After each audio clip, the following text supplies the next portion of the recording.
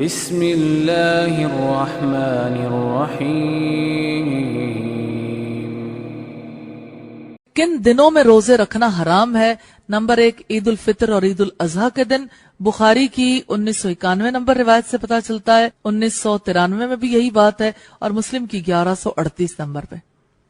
دوسرا ایام تشریق کے روزے، ابو داؤد کی 2418 اور مسلم کی 1141 نمبر روایت سے پتا چلتا ہے۔ اور تیسرا بغیر عادت کے نصف شعبان کے روزے، اور چوتھا شعبان کی آخری تاریخوں کے روزے استقبال رمضان کے لیے رکھنا۔ بخاری کی 1914 نمبر روایت سے پتا چلتا ہے۔ پانچواں ہمیشہ روزہ رکھنا، ابن ماجہ کی 1705 نمبر روایت سے پتا چلتا ہے۔ اور چھٹا ہے جمعہ کا الگ روزہ رکھنا، بخاری کی 1975 نمبر روایت سے پتا چلتا ہے، اور اسی طرح سے مسلم کی 1401 نمبر روایت سے پتا چلتا ہے۔ ساتواں صرف اکیلے ہفتے کا روزہ رکھنا، ترمذی کی 744 نمبر روایت سے پتا چلتا ہے۔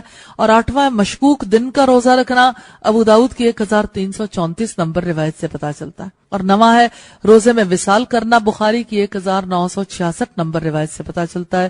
اور 10واں شوہر کی اجازت کے بغیر بیوی کا نفلی روزے رکھنا، بخاری کے 5195 نمبر روایت سے پتا چلتا ہے۔